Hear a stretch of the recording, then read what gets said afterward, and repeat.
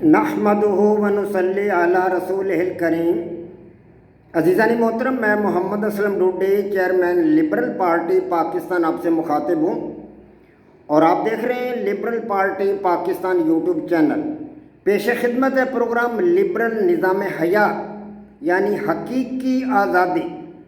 عزیزان محترم، ہمارا آج کا موضوع سابقہ موضوع کی طرح ہے، ترک مذہب کا نام آزادی ہے اور عنوان ہے تجربہ نمبر 2۔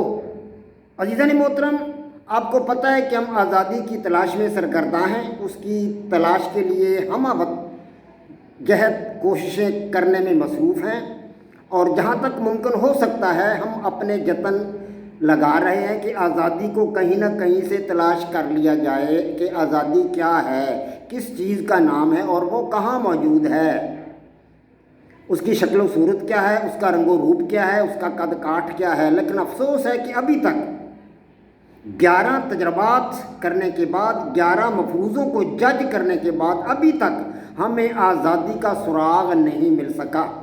عزیزان محترم، اب ہم 11واں مفروضہ جو ہے اس کو جج کر رہے ہیں۔ ہمارے پاس 11واں مفروضہ تھا، ترک مذہب کا نام آزادی ہے۔ مفروضہ نمبر 11، ترک مذہب کا نام آزادی ہے۔ اس پر ہم نے ایک تجربہ کر لیا اور میں نے آپ کو جو ہے اس سے متعلقہ واقعہ سنایا ہے، ایک نوجوان کا، اس کے خاندان کا اور اس کے ساتھ کیا ہوا، یہ سب کچھ آپ کو بتا چکا ہوں۔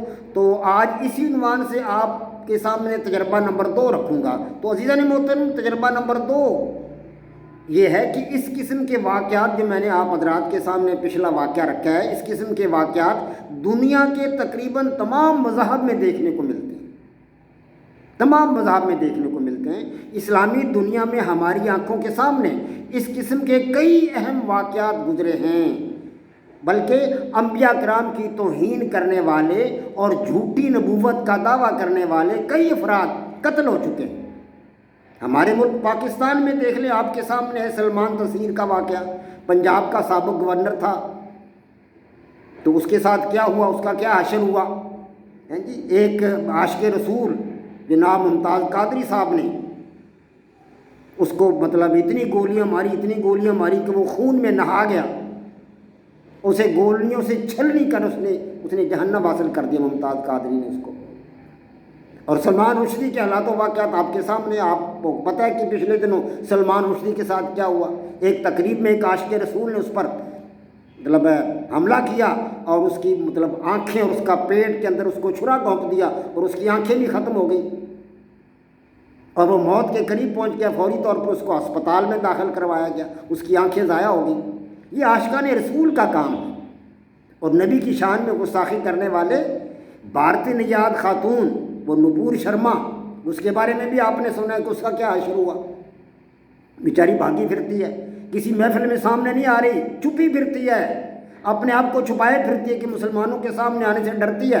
اور اس کی حمایت کرنے والا ایک اس کا جو ہندو نژاد جو تھا درزی، اس کو مسلمانوں نے، عاشقان رسول نے اس کو ٹکانے لگا دیا، قتل کر دیا اس کو۔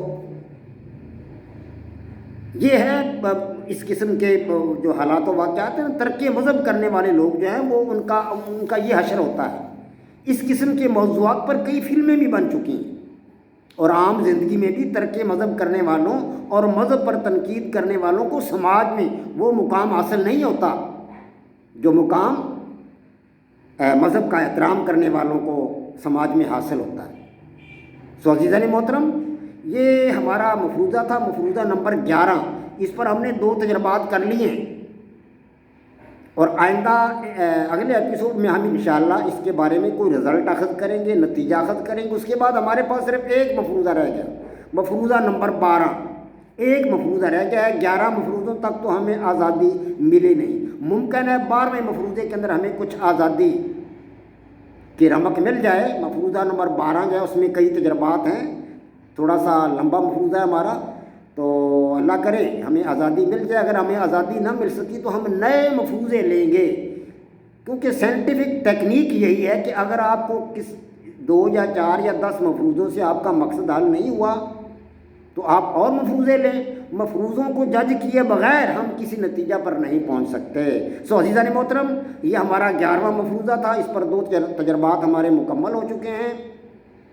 اور انشاءاللہ تعالی العزیز آئندہ جو ہے 12واں مفروضہ آخری جو ہے وہ ہم انشاءاللہ کریں گے۔ وما علینا الا البلاغ۔ پاک فوج زندہ باد، پاکستان پائندہ باد۔